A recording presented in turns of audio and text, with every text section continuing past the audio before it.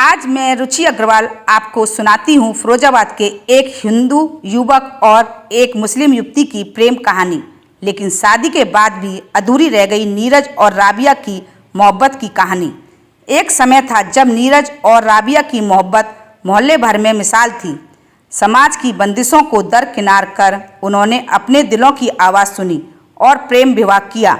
राबिया मुस्लिम थी, नीरज हिंदू, लेकिन उनके लिए धर्म नहीं, दिल मैटर करता था। दोनों ने साथ जीने मरने की कस्में खाईं, मगर किस्मत को शायद ये मंजूर नहीं था। शुक्रवार की शाम एक खबर ने सबको झकझोर दिया। आर्थिक तंगी से जूझ रहे नीरज ने रेलवे ट्रैक पर अपनी जान दे दी। वो ना टूटना चाहता था, लेकिन हालात उसे तोड़ते चले गए। काम की तलाश, घर की जिम्मेदारियां, जेब में खालीपन और दिल में भारीपन, सब ने मिलकर एक होनहार सच्चे प्रेमी को इस अंधेरी राह पर धकेल दिया। राबिया ने हमेशा नीरज का साथ दिया। जब दुनिया ने उनका रिश्ता नकारा, वो नीरज की ढाल बनी रही। शादी के बाद भले ही उनका घर छोटा था, लेकिन प्यार में कोई कमी नहीं थी। राबिया रोज़ उसके लिए खाना बनाती, उसके सपनों में रंग भरती रही। मगर जब नीरज भीतर से बिखर रहा था, शायद वो तकलीफ़ें उसके चेहरे पर पड़ नहीं सकी। आज जब वो रेलवे ट्रैक पर उसकी आखिरी निशानी देखने पहुंची, उसकी चीखें सबका कलेजा चीर गईं। नीरज, तू तो कहता था साथ नहीं छोड़ूंगा, फिर ये क्या कर गया? राबिया की आवाज़ में वो दर्द था, शब्द बयान नहीं कर सकते।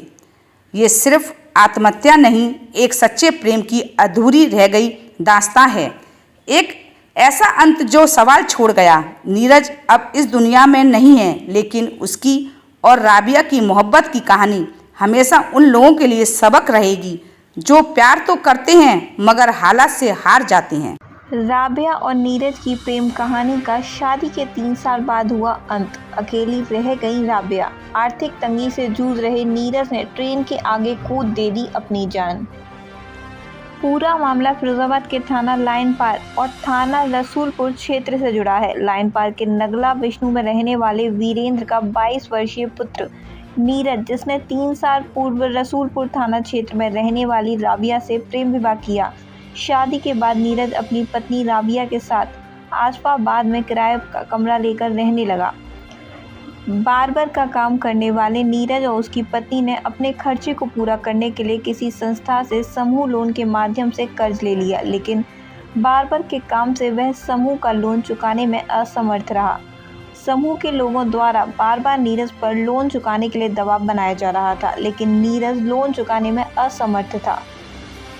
तो कल शाम करीब 5 बजे आसफाबाद रेलवे फाटक के समीप ट्रेन के आगे आकर अपनी जीवन लीला समाप्त कर ली। नीरज के पिता वीरेंद्र ने बताया, उनका बेटा समूह लोन की वजह से तनाव में था। उन्होंने उससे कई बार कहा मेरे साथ आकर काम कर ले, लेकिन उसने एक ना सुनी और ट्रेन के आगे आकर अपनी जान दे दी। नीरज नाम था, आशावाद पे रहता था। न मालूम जो है 10-12 दिन से 15 दिन से और ऐसा खोया खोया सा रहता था। और बताया, मालूम पड़ी कि एक समूह उठा लिया इसने। समूह की हमें नहीं जानकारी भैया, इसकी बहू बता रही थी समूह उठा लिया है और ये तभी से जो है टेंशन में रह रहे हैं। किस्त बन नहीं पाई है। बताया है कि समूह वाले ने कुछ कहा सुनी कर दी है। उसके बाद ये उसने बुकल लिया। वही आसाद पर ही कुछ करता था, कटिंग फटिंग की दुकान। शादी कब किससे की थी? प्रेम संबंध किया था इसने। किससे? मुसलमान? हाँ, मुसलमान थे।